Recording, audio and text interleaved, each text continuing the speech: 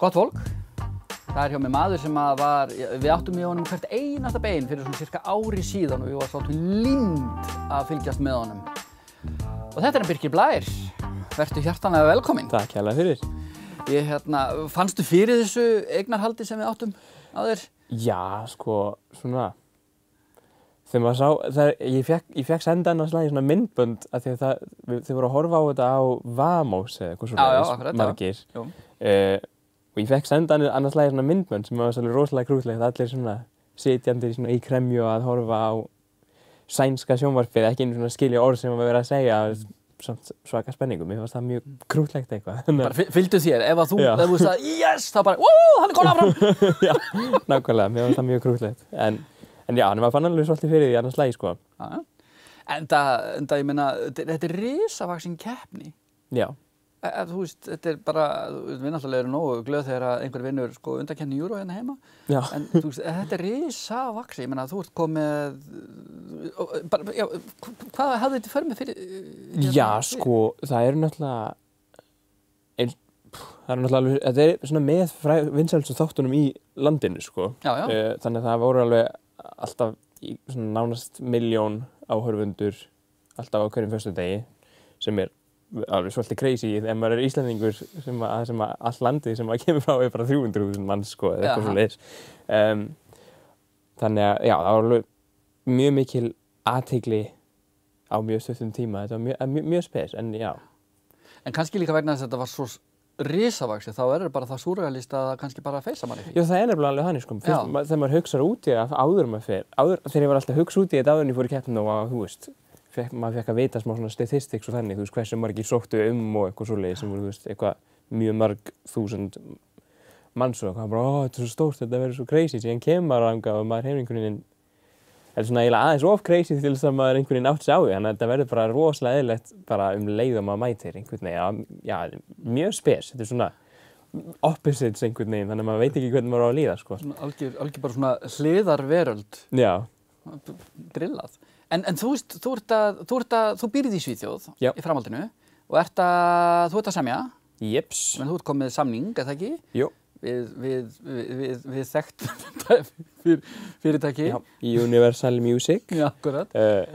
Já, en ég bara búinn að vera að því síðasta árið, sko, bara sitjandi að semja endalaust og fæ að gigga svona hér og þar líka sem skemmtilegt af því að þá fæ ég að sjá svolítið meira af Svíþjóð. Já. Þú veist að því ég býr náttúrulega bara í Stockholm, maður þarf ekki að vera mikið að fara þaðan, sko. Þannig að það fínt að geta haft ástæðu til þess að hoppa til Norðurlands og svoleiðis, sko. Já, og raunverulega sjá Svíþjóð, ég meina, stórborgir náttúrulega bara stórborgir sjálf. Nákvæmlega. En sko, eru kvaðir á þessum samningi, ég meina, þú veist, eitthvað sem mátt eða mátt ekki? Það pínu confusing. Það verður eiginlega bara að koma í ljós þegar ég fer að gefa eitthvað út, sko, sem vonandi á næstunni, sko. Já. En ég held að þetta það ekkert mikið sem ég má og má ekki gera, held ég, sko. Nei, ok. Það er alltaf ekki rekið á það hefur ekkert verið hringt í og sagt Nei, ekki svoleiðis, sko, en það er bara svona, eða þú veist, ekki allavega svona tónlistlega að segja, sko, ég má náttúrulega bara gera þá tónlist sem ég vil gera og síðan eru þau vilja kannski að þessi gefið út í kannski einhverjum ákveðin röð eða eitthvað, því þau eru alltaf að hugsa svona business hliðina á öllu, sko. Já,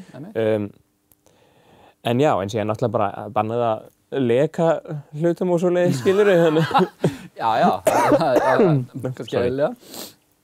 En við fáum nú samt að njóta þess að þú ert komin heim, þú ætlar að spila. Já, það eru tónleikar á Græna hattinum 2009. Ok. Það verður geðveikt, þetta er svolítið öðru en ég er vanur að gera líka, af því að ég með hljómsveit. Nei! Sem ég ekki vanur að gera, allavega svona síðustu árum, sko. Nei, þú vilt verið svona bara einn og vinalaus, einhvern veginn. Já, ég hef alltaf verið aðleitt þarna með Loopstation græjuna mína. Já, akkurat.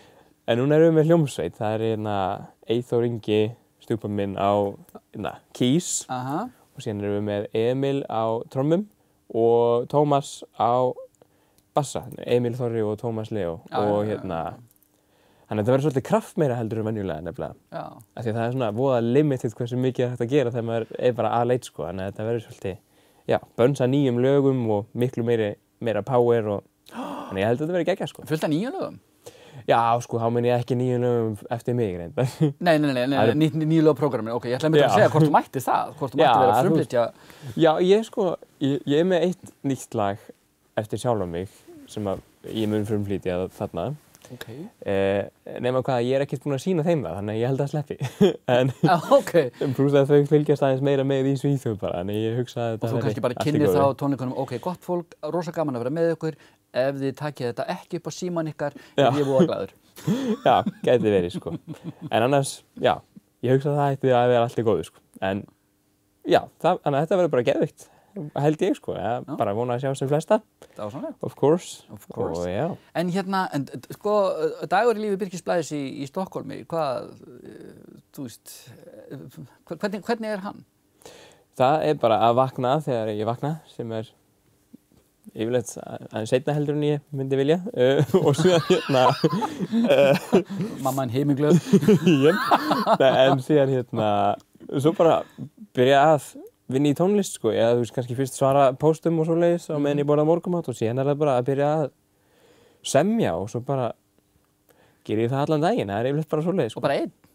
Já, þú ert ekki með neitt til að bánsa, þú ert jú, bara... ég er með litla bróður minn sem er náttúrulega seinni ári, prodúser, sko, sem hjálpa manni svolítið. Og síðan er ég með Pétur Már, sem er Akureyringur, rappari, sem er ekki búinn að gefa neitt rúndir en hann ég er að bíða alveg spenntur eftir að hann gerir það loksins, en hann er búinn að hjálpa mér svolítið með texta.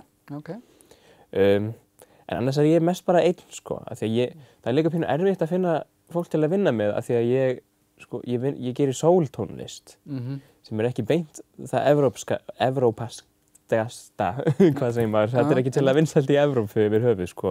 Þetta er meira bandarískt, þannig að það er svona pínu takmarkað hversu mikið af, þú veist, ég get ekki, það er erfiðar að finna fólk til að vinna með einhvern veginn bara svona því að þeir eru ekki alveg jafn sýnilegir. Ekki alveg inn þessari bylgju. Nei, nákvæmlega, þannig að þú veist, maður þarf svolítið að reyna að finna einhverja svona underground til þess að komast í það, sko. Ok, fyndið. Ég hef nú aldrei hugsað soul-tónlist sem eitthvað sem er svona underground. Það er svona tiltölulega algengt reyndar á Íslandi, því Ísland er svolítið bandarískt, sko. En svona í Svíþjóð þannig, þá er þú veist, það er alveg til soul-tónlist að sjálfsögðu, sko, en það er bara svona að finna fólk til að finna soul-prodúsera og lagasmíðu og svoleiðis, það er ekki alveg auðvelt eins og að finna pop. Skilði þig. Sem er alltaf, já, en það er allt í góðu, sko, þetta gengur samt bara ágætlega, sko. Já. En er gott að vera komin heim? Já, það er voða fínt, fyrir utan bara snjóinn. Ég get ekki sagt að ég sakni veðursins, sko. Nei. Og ég býr samt bara í Svíþjóð, sko, það er samt alveg strax talsvert betra. En já, bara alltaf geggjað að koma heim, sko. Já, snjórinn var nú bara að lenda þannig. Hann var bara að lenda, það gerir þetta alltaf reyndar hjá mér. Ef ég fer einhvert þá fylgir vonda veðri, sko. Já, ok. Það er alltaf þannig. Geggjað. En það ég man reyndar síðast þegar ég var hérna, sko, sem var sumar, í júní. Það var ekki gott veður í júní.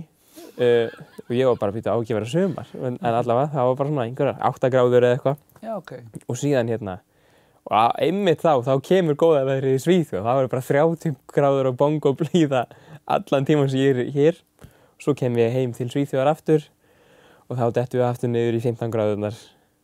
Þetta er alltaf svona. Dásamlegt. Já. Við þetta kannski, þú veist, okkar hér fyrir norðan sem að viljum hafa gott við, kannski bara skjóta saman hljóðfæri fyrir aftur út. Já, ég held að það sé sniðast, kannski. Þú kannski máttu bara vera í Stokkólmi næsta sumar. Já. Við fengum ekkert sumar í sumar. Já, það er örugglega mér að kenna, sko. Það var gott að geta lagt á þig. Já. Þú finn að hlakka til jólana? Þau eru bara að bresta á morgun. Já. Já, bara, goddamn. Já. Var þetta reality check? Já, mér líður eins og enda 2 vikur í það, sko. Já, þú náttúrulega mistir úr. Þú veiktist þegar þú komst heim. Já, alveg glatað, sko. Ég mætti hérna 4. desember og ætlaði bara, ég verði hérna í alveg rúmlega mánuð. Ég mun koma svo miklu í verk, þetta verður geðveikt. Og síðan bara leið og ég mæti þá bara detti niður í 40 stiga hita og bara rúmliggjandi í 2 vikur eða eitthvað. Þannig að frábær nýting á fríi, flensa og stórstríð. Flensa og stórstríð. Já, og svo núna hefur þú korter til að redda því sem þú þarfst að redda fyrir. Já. Herðu, gott að sjá þig og gaman að heyra að þetta gengur vel og við erum bara náttúrulega spennt að fá að heyra, þú veist, af nýja stöffunni sem að væntanlega að koma á Spotify á nýja árið eða hvað? Já, algjörlega. Það verður, ég er bara að fara að rita út hlutunum sem ég er búinn að vera að gera síðasta árið. Það kemur allt á nýja ári, þannig að þetta verður spennandi. Gekkja, þá sannlega mestu hefur það sér náttúrulega óskaði gleðilegra jóla. Já, takk sem við leiðist. Og auðvitað náttúrulega gleðilegs og dásamlegs nýs tónlistarás. Já, takk fyrir það. Aha. Og það held ég nú. Við ætlum að fá einhver skilaboð og svo ferum við að sigla inn í síðasta hluta þáttarins.